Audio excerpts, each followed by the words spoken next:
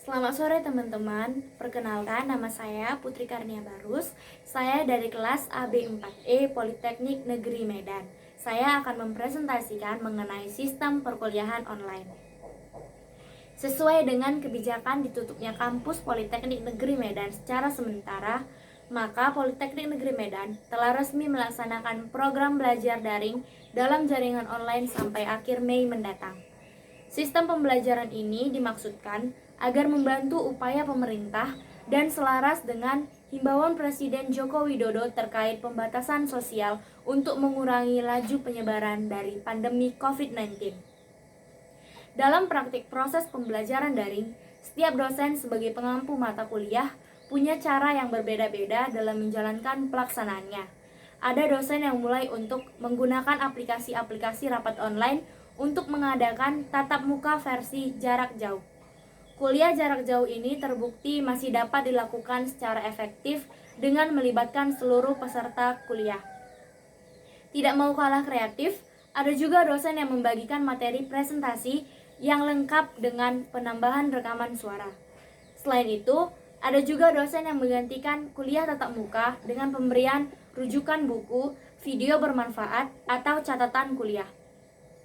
Sebagai usaha untuk membantu mahasiswa agar tetap produktif walau hanya berdiam di tempat tinggalnya masing-masing, serta sebagai indikator kesuksesan kegiatan pembelajaran, hampir seluruh dosen menggunakan metode pekerjaan rumah sebagai sarana evaluasi pembelajaran berbasis daring ini.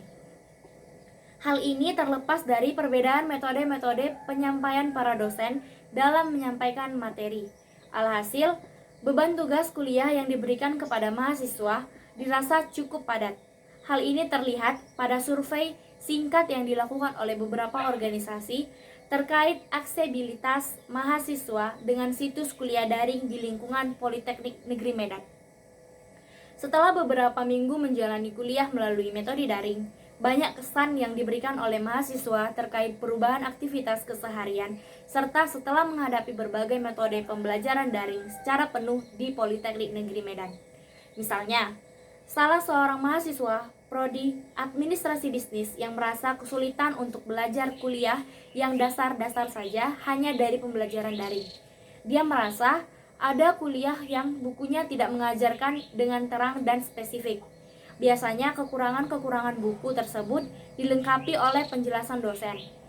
Namun, ia merasa fisiknya lebih prima sejak diadakannya metode perkuliahan daring karena jam belajarnya dan kecepatan belajarnya mahasiswa yang mengatur. Mahasiswa yang lain juga tidak merasa beban berlebihan dalam metode perkuliahan jarak jauh karena pemberian tugas yang lebih banyak daripada waktu perkuliahan tatap muka.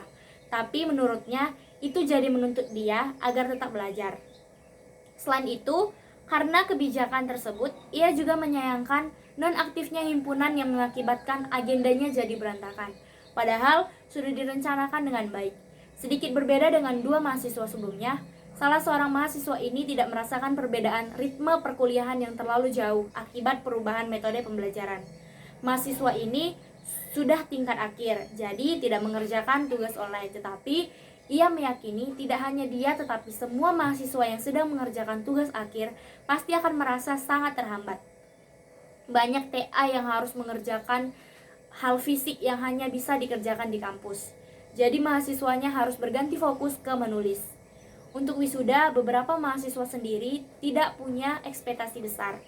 Ia hanya berharap wabah bisa cepat membaik atau kalaupun tidak, Politeknik Negeri Medan punya mekanisme yang tepat untuk mahasiswanya. Dari beberapa kesan di atas, yang dapat kita simpulkan adalah metode pembelajaran daring ini belum bisa menggantikan esensi pembelajaran yang ada pada kuliah tatap muka.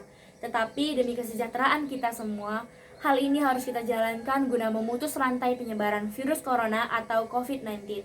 Baiklah, mungkin hanya itu yang bisa saya sampaikan mengenai pendapat mahasiswa tentang kuliah daring. Apabila ada salah kata, saya ucapkan mohon maaf. Mari sama-sama kita tetap berada di rumah guna mencegah penyebaran COVID-19 ini. Sekian dan terima kasih.